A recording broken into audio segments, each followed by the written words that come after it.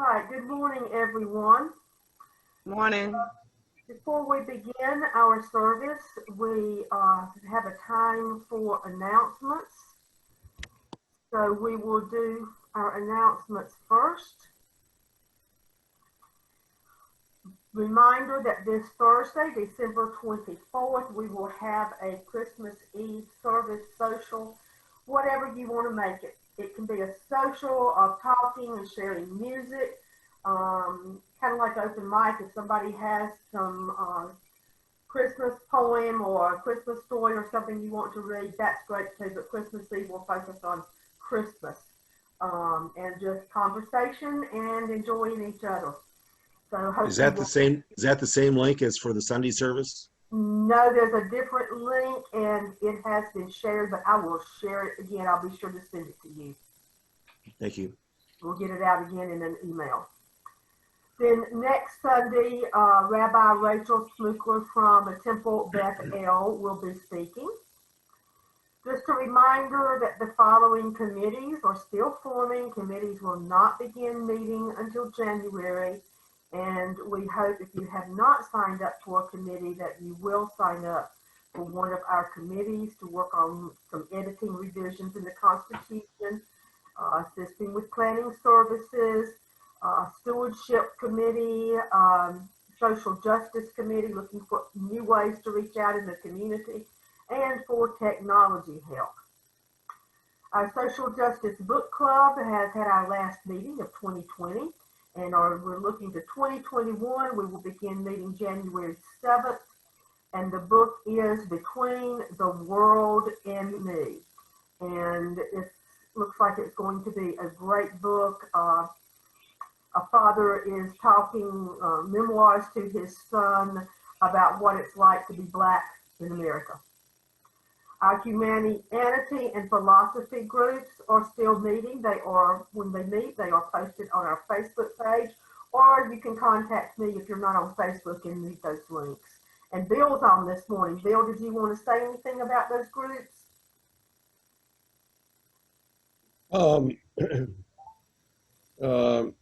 Well, just that you might find them interesting if you have an interest in philosophy and especially an interest in humanity, but that's a complicated subject. All right, and I'd love for you to join. And we have a brand new, exciting, super fantastic website. Thank you, Liz. And this is the link. Liz, would you like to speak to that? Yeah, the website is up and running. I don't know if anyone has noticed, but there is actually a blog section on the website. And my hope for this blog section is that everybody will really take ownership of the blog and contribute, because anybody can. And really, the theme for the blogs has to do with, what Wedgwood means to you, or why you joined Wedgwood, because Wedgwood's such a unique place, I feel. And it's almost like, for lack of a better word, testimonies for folks. And so if you'd like to contribute to the blog, feel free to reach out. I'm taking submissions. Okay. And we have sent a form in your weekly newsletter, and it is posted on the Facebook page. We desperately need to update our files and our membership list. So if you would please complete that form. Everyone in your home who is a member should complete that form. It's very simple to do. Look in your newsletter. It was in there this week, and it will be sent out again. And it's also on Facebook. So please help us get our records updated with that. And I just put the form in the chat. So open your chat bubble, and the form is right there. Miss Melba, what time is the Between the World and Me on Thursday? It's 7 o'clock. Okay. 7 o'clock, starting January 7th, and we are to read through page 71 of that new book. And you can get it, Donna always gets the audio version. So yeah, I do it on Audible. The audio version, she can tell you how to do that. I have that. I have the audio with Prime. I like that a lot. And the Yeah. other thing about that book is the author is considered to be the contemporary James Baldwin. Okay. You'll find it very interesting. What's his name? Is that the name right there? Todd? Yeah. Nahishi Coates. He writes for The Atlantic. Nahishi. Tanahishi. Nahishi, is that how it's pronounced? I guess. And this is the season of giving, and we need your help at Wedgwood. We need your financial support. The information is here. What a great way to, instead of giving gifts, to donate to Wedgwood to help our mission as well as our food pantry. The information is here for giving to Wedgwood. Lots of options: Venmo, texting, or mailing a check. Also, the food pantry, we need your donations. You mail a check, just put in the 4-line food pantry if you want it to go to the food pantry. And we do thank you all so much, people who gave to the Giving Tree, the donations for the youth at Toy. I think they had a very successful drive and are busy this week. If you want to volunteer, it's posted on our Facebook page. If you love wrapping presents, then they need help wrapping all those wonderful gifts for all of those young people. But thank you, and please just continue giving. Wedgwood needs regular financial support, and we do appreciate it. All right, then we will begin our service with our prelude this morning. A fire is burning, the long night draws near. All who need comfort are welcome by here. We'll dance 'neath the stars and toast the past year, for the spirit of solstice is still living here. We'll count all our blessings while the mother lays down, with snow as her blanket covering the ground. Thanks to the mother for the life that she brings. She'll waken to warm us again in the spring. The poor and the hungry, the sick and the lost, these are our children, no matter the cost. Come by the fire, the harvest to share, for the spirit of solstice is still living here. A fire is burning, the long night draws near. All who need comfort are welcome by here. We'll dance 'neath the stars and toast the past year, for the spirit of solstice is still living here. The spirit of solstice is still living here. All right, good morning. And solstice is tomorrow night. And we celebrate that today as well. And you certainly are welcome here at Wedgwood, just as the song says. If we had a fire, we would gather around it, and you would certainly be welcome. We will now have our extravagant welcome. We are all welcome here. Welcome to a church that works for peace, justice, equality, and the care of Mother Earth. An extravagant welcome to you because of your gender, identification, sexual orientation, ethnicity, economic situation, physical and mental challenges, doubting or believing, being depressed or full of joy. We are a community of curious and creative spiritual seekers, striving to learn and embody the way of Jesus and other spiritual leaders. Like Jesus, we focus on the plundered and the marginalized as we try to address the major issues of our day. One of the ways we seek to heal the world and ourselves is sharing parts of our personal stories. We are We are all welcome here. welcome here. Welcome everyone to Wedgwood this morning as we have our open mic to celebrate the beautiful season of winter, to celebrate Christmas, and to celebrate any other holidays that any of us celebrate at this time of the year. We will take a few minutes now for our quiet time. Do we have any prayer requests or healing requests this morning?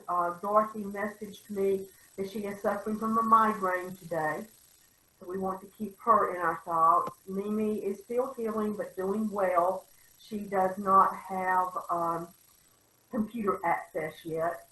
And of course, we want to remember Ashanti will give us an update with her shingles. But Ashanti, we are very happy to see you here this morning. Any other requests this morning? Yes, I have a prayer request for me and my sanity, because I found out last week that we have mice and rats in our house What? because of our neighborhood that we live in. And so please pray for me that I don't have a heart attack before Christmas because of all the rodents in my house. What? Oh my goodness! And you have a The cat. exterminators come, but it takes a few days for like the poison to kill all the critters, and I don't do well with creepy crawly things. So I ask for your prayers for me. You got them. We will ask. And then there's the dead body. I Oh, know. I don't want to think about that, y'all. Oh dear. And prayers for your cat. I can't remember your cat's name, but he must Kimchi. feel overwhelmed trying to run all these creatures. Oh, he is beside himself with joy. Yes. He is just in this is his Christmas present. And it's gonna give me a heart attack. And be careful with the spray too, with him around. Yeah. Well, and all the traps that were set by the exterminator were put in places where the animals, like our dog and cat, can't get to it. Yeah. But I tell you, my blood pressure has skyrocketed this week. Oh, we will keep both of you in our prayers. Thank you. Any others? A prayer for my dad's family. We lost my Aunt Cinna Mae, and her funeral's today, and she was the oldest girl, and she's got my cousin Rhonda and her husband. She had to be placed at the inn in a facility in Madison, and they really didn't get to see her after she entered in a this COVID environment, and that's very hard for people to lose someone and they can't be with them. So hard. Others? I'm really grateful for today's batch. Do you see the biscuit? Hold it up some more. I'm not showing Larry. Smells like a good biscuit. Like we needed biscuits, really. We need to do a church cookbook. And Chris, you could submit your biscuit recipe. I think that would be a No great recipe fundraiser. to it. Well, no, that's not accurate. You get started with the recipe, but it's a lot about feel. I've tried it. It doesn't work. We'll have a biscuit contest one day. Okay, A that biscuit off. Okay. Be glad when we can do those things again. Others? Well, this is a quiet time of prayer or meditation or self-reflecting or just sitting in the quiet, however you choose to use this time.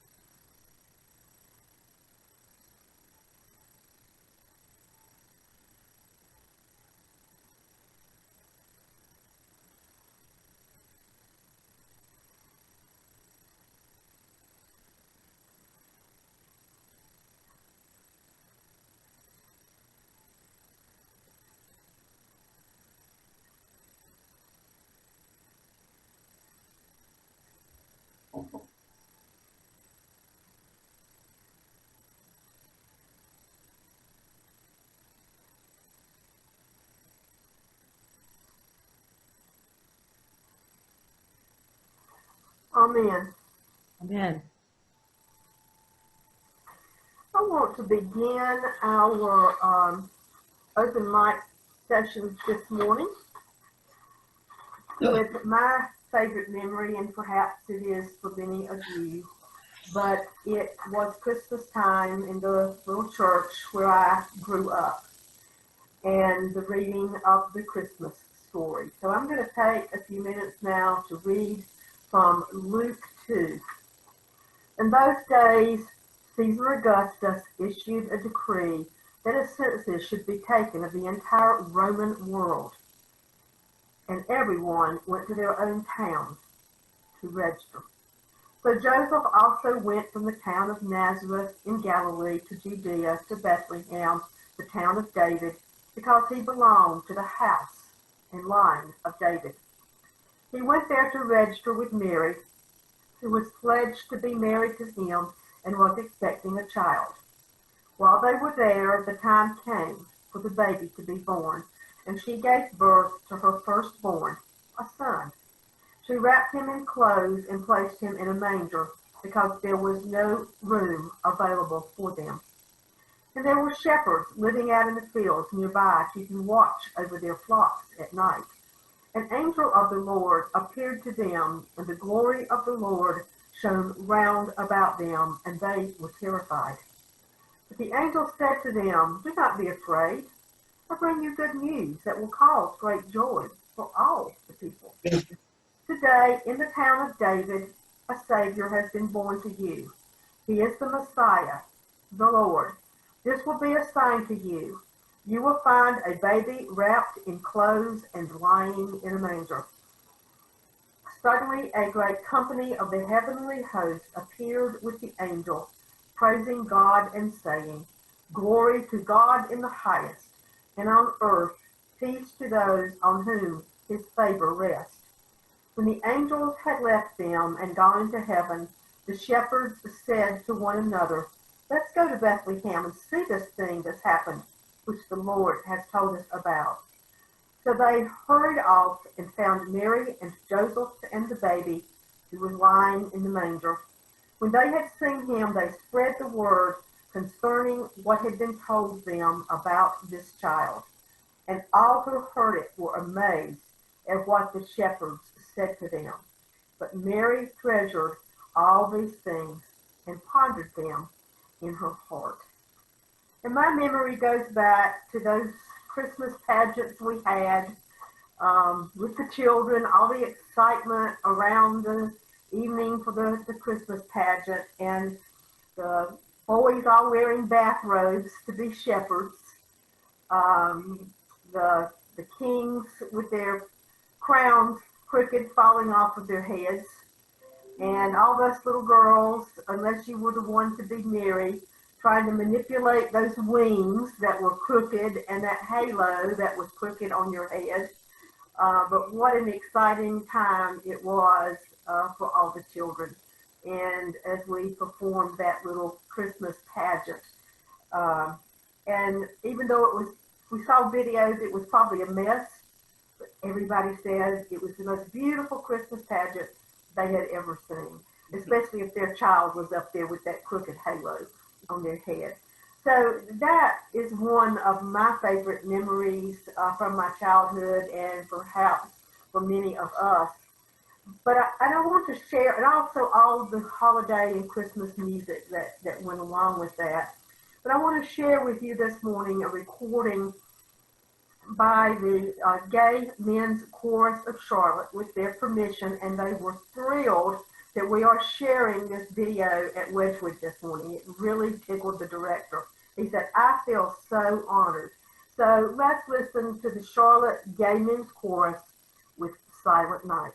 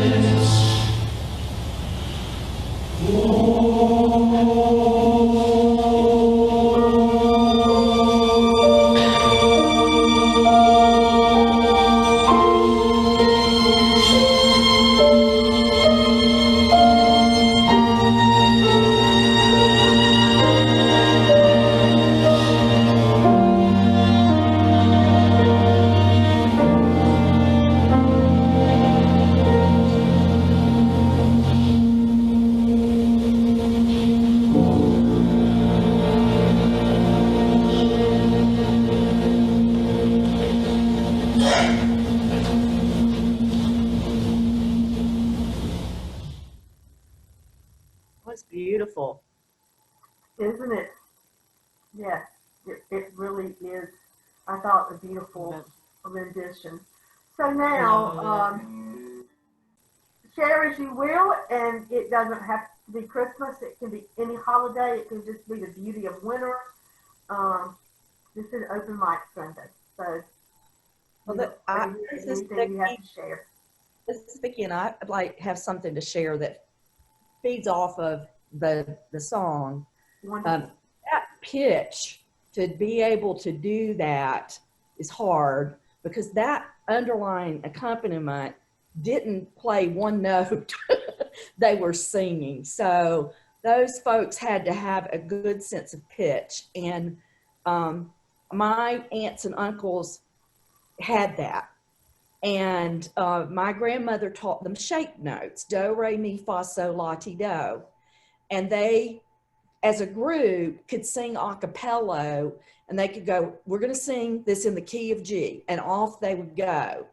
And so I wasn't given that gift. Some of my cousins had it. So I had to stand by my Aunt Cinna Mae. That was my place because she was an alto and I didn't have perfect pitch, and I had to sing beside her so I could learn to sing alto. And that's some of my favorite memories of my Aunt Cinna, singing and learning Christmas songs. And my cousin, her daughter to this day, she has a group and she leads, but she has perfect pitch. And they say if you play with her, she will say, you're not in key. And she will call you out in a minute. And she does a Christmas concert and does old English carols, and she only selects 12 people from a huge church of 600 to sing, because she's like, I don't want anyone in that service who doesn't have perfect pitch. And I'm like, well, I would never make it. But there were lots of fun and lots of great singing, and Chris usually got bored with it. So that's one of my favorite memories. I have a favorite memory. I celebrated Christmas and Kwanzaa. So I have great fond memories of both. With Christmas, I always remember, I think I still do it today. I have 2 Christmas trees. One's downstairs in the living room, and then one's upstairs in the loft. And the one upstairs in the loft is for my grandmom and for my mom. I have their picture on there. And so it's sort of like celebrating them. And both of them love Christmas. They just love decorating Christmas and just love Christmas, anything had to do with Christmas.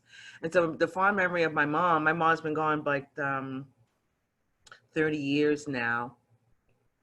And but I still remember as if she's here, recently. So she had 5 children. I'm the second oldest. And so she would always sit back in her chair and tell us to decorate the tree. And she'll sit back and tell us, okay, put the balls over there and put some more tinsel over there and they need some more lights over there. And I loved how she just sat back and sort of directed us, And I loved doing it. She goes, throw some tinsel over there and throw some over there. Wait, it's too much over there. So she would sit back and direct us. So I love that part. And for my grandmother, she always had to have her poinsettias. So you had to go out and get her 5 poinsettias. And so she was happy with the 5 poinsettias. Now for Kwanzaa, I don't know if you know about Kwanzaa. Kwanzaa is sort of African-American holiday that was invented or put together or came up with the idea in 1963, if I got the right year, and by a professor from UCLA. But anyway, so it mixes American culture and African culture together, and it's wonderful. So I always have them in my house or at the church or somewhere. I had a lot of them at my house. So we do the African dance, we do poems, we'll have fruit, and we'll explain all of the Kwanzaa and what it came from and all the 7 principles. So I had great Kwanzaas in my house. Even Kiara, who's 30 now, she remembers when she was in the Kwanzaa. She was about 4 years old, and I had a fashion show and all the kids had the African garb on. It was fantastic, and everyone loved it. And every year they would say, are you going to do another Kwanzaa? So I thought maybe on the 24th I can give you some, or maybe on the 26th or even the week after, I can have a little Kwanzaa demonstration so you can see how it all is and how we set up the table and the significance of everything that's on the table. So that would be fun to do. It's a great memory. Great. Yeah. I don't know if you're going to be on Christmas Eve, but we'd love for you to share that then too. Oh yeah, You're gonna be I planned on doing it because I don't have to work that day, so it's going to be an easy day. Yeah, Awesome. yeah, we have a beautiful setup. I love to do it. Okay, that'd be great. We All look right, forward to that. all right, we'll set it up. Put that on my notes. You want to share yours? Yeah. Yeah. You okay? Yeah. I wrote a piece titled "I Have Mixed Feelings, Mostly Negative," What? about calling the Jupiter-Saturn conjunction the Bethlehem Star. Oh. When they had heard the king, they set out, and there ahead of them went the star that they had seen at its rising until it stopped over the place where the child was. Matthew 2:9. The Christians are all excited. They're calling the great Jupiter-Saturn conjunction the Bethlehem Star. Well, Jupiter and Saturn are not stars. They are planets. Planets, by the way, unlike stars, do not twinkle, as in Twinkle, Twinkle, Little Star. Unfortunately, the Christians have a long and tragic history of trying to make the Bible a book of science. It is not. And for the record, stars do not stop over one place. The Earth does not stop its rotation. And while stars have been used for getting your bearings and direction, particularly by sailors, making a long trip to Bethlehem using a star is not advisable. Laugh out loud. The Christians want to believe the Christmas story is true. There are two birth narratives, one in Matthew, one in Luke. They are very different. Mark, our oldest canonical gospel, has no birth narrative. Christmas story may be true, but it is not true in any scientific way. Mm-hmm. Was Jesus the savior of the world? I sure hope so. God knows we need a savior after what Trump has done to the world. God save the world, and God save us from the Christians who do not trust and value science. Just messed up my article there. Give me 1 second. Little technical problems going on. And he signed up to help with the technology committee. Yeah. But you see where that might lead us. Basically, I wanted to say that the scientific method, when we say trust in science, we have to bring up the scientific method, which is constant reevaluation of data and constant reevaluation of theories. So it's not static. It's not a blind trust, but it is a trust that looks at the data, which sometimes is overwhelming, like data that says you should wear a mask, you should social distance, and you should get a vaccine. Let's hope people trust in science Yeah. in 2021. But we got to see the conjunction of the planets, and the weather's not going to be fully cooperative. There are going to be clouds, but it's very low on the horizon, and we could even see the moons of how many moons did we see? We saw the largest four moons of Jupiter, and you remember those by the phrase "I eat green carrots." Io, Ganymede. E is for Europa, and C is for Callista. Those are the four. Jupiter's got four, more than four, but those four are the four. key moons Those are that the, you can those, see. those are the four largest. It's amazing seeing those around Jupiter. And then, no, go ahead. No, you're beautiful. Say Yeah. it. And then Saturn is so close, and with the rings, and you can see it in the night sky if you go out and look. And it will happen between now and the 21st. Is that right? Well, and continue after the 21st. The 21st is the best time. That's when they'll be the closest. And I'll tell you, there's a dramatic change, excuse me, from just last night. I mean, from the previous night, a drastic change. And so it should look pretty good. I mean, we know that they're going to get about, if you hold your hand out about about the width of a quarter, that's how far they'll be apart, pretty close. Wow. We're hoping to see some of Saturn's moons. And this won't happen again until 2084 in our lifetime. Yeah. So this is so go out in the night sky and look up, because you can, if you've got one of those astronomy things on your phone, it'll point it out to you. Astronomy app. Get Sky Safari. Sky Safari. It's on Android and on. And it's not expensive. $2.99. $2.99. It's really good. And the thing is, it's low in the sky, so it's not going to be there long. It's going to be there about an hour. And you need to be out there at 6. You may have clouds. You may only have like 10 or 15 minutes of good weather. So you gotta stay on top of it. If you've got a binocular, those binoculars are really neat to look through. Take your binoculars out. Are you saying 6 in the morning or 6 in the 6 p.m. 6 p.m. You have to go. And that's tomorrow. Tomorrow, right? Yeah. Between every day between now and then the 21st. Well, tomorrow's the 21st.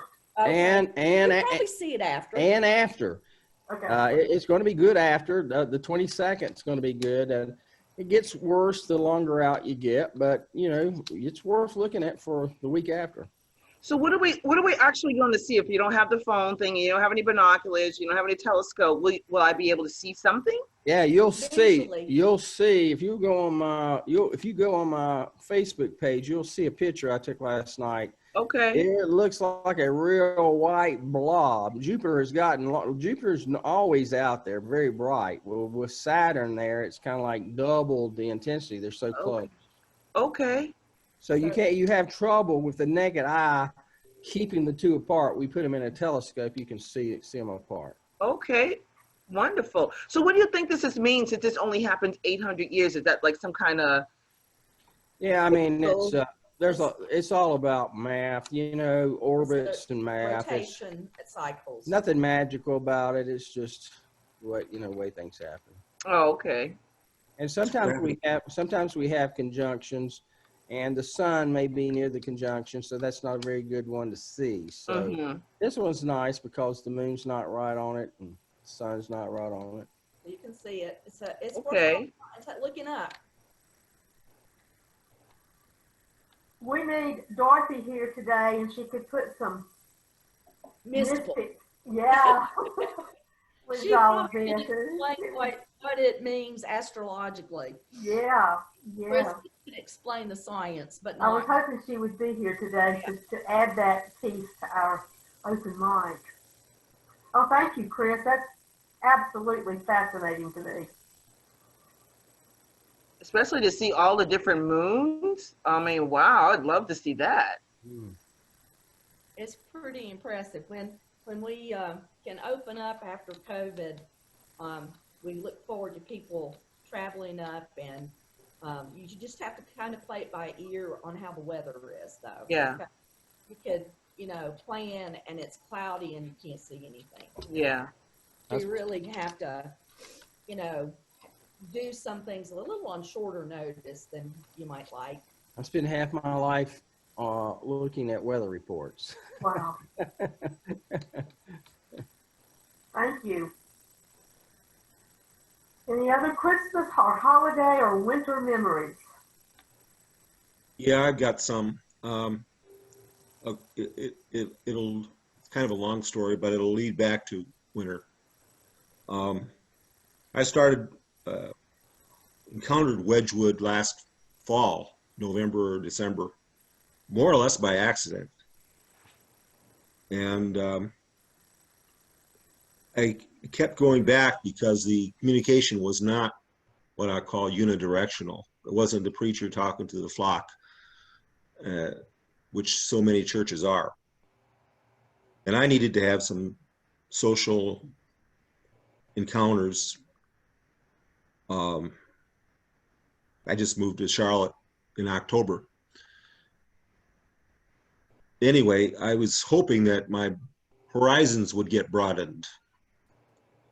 And I almost walked away after September. And I decided to stick so that my horizons could be broadened. And I'm happy to report that I've done a lot of stuff and I've been a lot of places, but my horizons were broadened as a result of the book club. And the book is called Emergent Strategies. Not strategies, Emergent Strategy, singular. And it's a really good book. And I realized I've been practicing emergent strategy throughout most of my career. And I had a pretty successful career. And I realized that I began emerging Christmas Eve, 1972 in Emporia, Kansas. I was moping around all alone on Christmas Eve, and I decided to take control of my life and become my future, which is one aspect of emergent strategy that is described by the author, whose name is Adrienne Marie Brown. It's a really good book, and I think that if Wedgwood started practicing emergent strategy consciously, it would grow. It's becoming your future. It's one of the tenets. And I'm going to go back and read it again and probably do some more emergent strategy in my real life now. So that's it. So what do you think, Thomas, would have been the difference had you known about that book in that time period when you said, I'm going to become my future? What if you'd had that book in the 70s? Probably would have poisoned my mind. So all things come at the right time. So I needed to do things the way I did them. yeah. Well, it sounds like it came into your life at the right time. Yeah. I've scanned it. I can't say I've read it, but it's on my list, and what I've scanned looks very interesting. Yeah. It's like, all right, opportunities and dangers are always emerging. And the trick is to take advantage, to grasp the opportunities and to avoid the dangers. But you have to have an open mind to those possibilities. You can't just let them go by. Right. You got to grasp them. And there's always opportunities, and there's always dangers. I used to have a saying. I've got a lot of different sayings. One of them is, luck favors the prepared mind. Now, what is a prepared mind? It's open to possibilities of opportunities, for one. Another one is you have to have some intentions, some goals, in order to see what's emerging in terms of your goals. Mm-hmm. And the more you can keep those goals conscious, the better off you will be. A lot of people have goals, but they don't consciously identify them. Yes. And the book talks about all of that, and it talks about resilience, which was an awesome chapter. And we won't go into it now because book club rehash this, but it speaks so much to so much of Wedgwood. And adaptation and Yeah. transformation. And making space. Making space. Space. Sounds like a book. I mean, just from what I read, I just saw a lot of applications for organizations, for companies, for leaders, for And churches.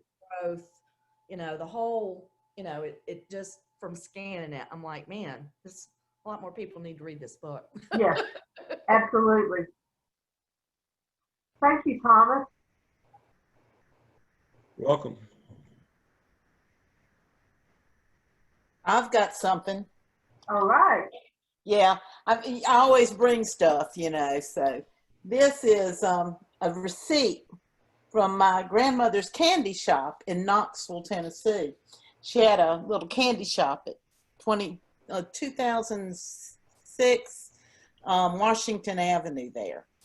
And she was known for making buttermints. So when she got married and moved to Greensboro, North Carolina, she continued to make buttermints and sold them in a little shop on Tate Street, across the street from what was then Women's College. Now it's University of North Carolina in Greensboro. And when I would go into her house at Christmas time, I would walk into the front door, and it smelled like peppermint because she was making her buttermints. And my father got some marble out of the men's bathroom in the Jefferson Building in Greensboro and gave her some of that marble, and I've got some too, that she would use to pour out her mints. It's quite a process, and it was her secret recipe.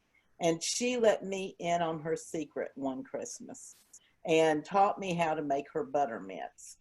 And so my memory is of her candy. And of course, my favorite memory would have to have something to do with food. I've only gained, I think, 3 pounds since Thanksgiving so far. So that's some scientific data. But I remember us cutting little round circles of wax paper and lining up bell jars and putting these mints. They would be pastel colors of pink, and she'd have white and green in layers on these jars. And and then we would deliver them to her friends and neighbors, and then of course to the shop across the street from the college. So that's one of my favorite memories. That's a nice memory. Yeah, it is. I can as I talk about it, I smell peppermint. Yeah, that's nice. That's nice. And everybody loves those. I love how they melt in your mouth. You really don't have to chew them, really. Yeah, hers are the best. The best. That's nice. Well, you have to make them for us, Donna. One of these days I will. I thought about making them this Christmas, and my husband said, "Oh, please," because it's such a process. It's very involved. Yeah. So. Oh, that's a great memory, Donna. I have a memory. Or Bill, I don't know if you're still with us. Yeah, I have some memories I'd like to share. Where they're the memories of stuff that I'm actually going to be doing today, because this year, looks so different. So my grandfather passed away in 2010, and he was a baker. He loved to bake. And one of the things that he baked, especially around Christmas time, was his lace cookies. The oatmeal drop cookies, and they were just so delicious and delicate. And we've kept his recipe, and we still have the recipe card with his handwriting. It's just really special stuff. And so yesterday and today, since my grandfather's no longer here to make them, I'm going to be making his lace cookies. And then also my grandmother on the other side, she's still alive, but she's in her 90s now, so it's a bit harder for her to do. But my mom's side of the family is Italian. Like, my grandmother's from there, my mom was born there, and so we always have like an Italian Christmas. And on Christmas Day, instead of having, we all have like some of the traditional American stuff, but we always have handmade tortellini. and it takes hours to do. And my grandmother taught me how to do it a few years ago. So, because I'm not sure if I'm even going to get to see her this year, I'm going to make some tortellini. Oh, So I'm going to be cooking today. oh, that's all the smells just bring Mhm. me back, don't Batman. they? We enjoyed Batman joining. Yes. Tell Batman hello.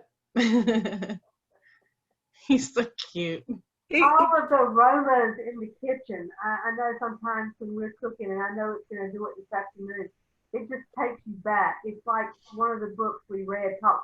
Was it this book? The last one that talked about time travel? I think it was. And you have to read the book to understand what this author says is time travel. But that's time travel, Liz. The aroma is taking you back to another place at another time. Yeah. It definitely, yesterday when I made the very first batch of lace cookies, it was just unreal. Yeah. Bill, are you still on? He has to Yeah, I'm still on. In some ways, I am sort of out of place. I don't seem to have any specific memories that would be applicable, and I guess the things that I pay a lot of attention to are not things that resonate in a situation like this. And and the reason that I have my video turned off is because I needed to be eating. And in fact, when you called on me before, it took me by surprise, and my mouth was full of pills. So so I wasn't able to give some good comments about humanity, which is my big thing. But at any rate, I appreciate your including me and so on. We So don't want, that's the we best. don't want anybody left out at Wedgwood. Right. What is humanity? What you call it? Humanity. Yeah, humanity. Yeah, well, it's very much in line with what Wedgwood is about. We do wonderful things and terrible things and all in between. And we're very tribalistic in everything, we humans. And what we need to do is to stop doing the bad things and to come together as a worldwide species. And I consider that to be a religious issue. In other words, one of ethics and how one should, what one should and should not do. And so, without taking up a bunch of time, there is the website humanianity.com, which has everything there. And Charlotte Humanianity meets every Tuesday evening, but it has not been attended for quite a while. So it's a difficult concept to put across. So anyway, I don't want to take up extra time, but that's my big thing, humanity, and And that certainly relates to the Christian story of Jesus. Look it up. Go to the website. I've looked it up several times, Thomas. It's very, very interesting and enlightening. I think All right. Well, I'm going to know if anyone have anything else before we close. I've got one more thing, and Vicki. No, I was just Great. going to say, I think humanity and emergent strategy are, you know, the thought process of being intentional, and there's some overlap there, you know, maybe 20%, but there's overlap. There is. One of my favorite Christmas stories is titled Christmas Eve at Jordan's Texaco. And It's the story of this minister at this country church who was always on everybody's case to be present at the Christmas Eve service. They wanted everybody there. And there was one particular deacon, the guy that owned Jordan's Texaco, who he was, even though he was a deacon, he was never there. He always kept his business open. And it kind of irked the preacher. He thought, do you really have to have the money that comes with making sales that night when you should be prioritizing the reason for the season, being with your church family and worshiping God? As it turns out, one year they had a snow that was so large it prevented having the Christmas Eve service. And so the preacher decided, well, I'm going to go to Jordan's Texaco and find out what's going down on there all these Christmas Eves.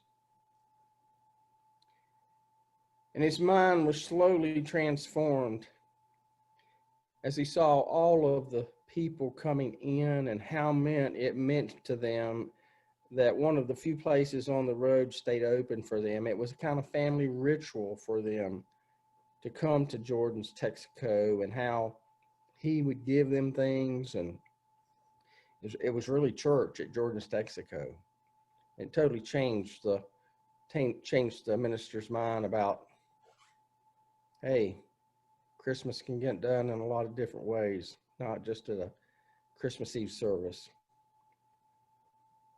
Chris, you, I'm sure, remember Richard Krimmer, who used to be at St. John's. Yeah. And St. John's would have the Christmas Eve service at 6 o'clock. And then afterwards, he was from Alabama. He and his 3 kids and his wife, they had the car all packed up, sitting outside the church. And as soon as the service was over, they would hop in the car and head to Alabama to be with family. And he told a very similar story, but he always said, if you want to find church on Christmas Eve, go to the Waffle House. They would stop at a Waffle House between here and Alabama at about midnight to get something to eat. And they stopped there. After they stopped once, they stopped every year. And he said, Christmas is at that Waffle House. Yeah. That's where it is. The people traveling, the truck drivers coming in, and he too took things, and he wasn't a preacher that was going to evangelize anybody. That wasn't what it was about. It was just humanity. Yeah. And he's probably still, I think he's in Georgia now. He left St. John. He's probably still going to that Waffle House on Christmas Eve, because he said that's where church is on Christmas Eve. Yeah. So don't hesitate to stop at a Waffle House if you're out traveling. You found a lot there. Chris, is it George's Texaco or Jordan's Texaco? Jordan's Texaco. That looks, I can see a cover of a book called Jordan's Texaco. I'll get it. I don't have it here in Charlotte. About mountains, but I've got it in Charlotte. That's an amazing story. The whole book is full of great stories. Yeah. Wow. And is that the title of the whole book? No. Well, that's a powerful title. Yeah. The book's got something to do with watermelons. Okay. No tomatoes, huh? So, well, Merry Christmas, everybody. Well, we're going to have a closing first. Okay. I'm going to close with a winter solstice blessing, and then we have a video to go out to. Okay. May the longest night and the shortest day bring rest to your mind and soul, I pray. May you find guidance, and may you find peace as the cycle of life will slowly increase. Embrace the magic that the darkness bears. Breathe deep in the chill and the shift of the air. May you always be blessed with the light from within, and may well-being be yours as the new cycle begins.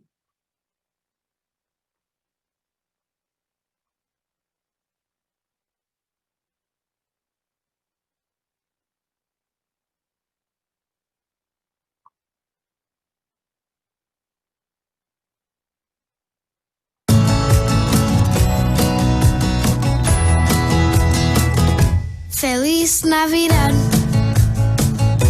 Feliz Navidad. Feliz Navidad. Prospero año y felicidad. Feliz Navidad. Feliz Navidad. Feliz Navidad. Prospero año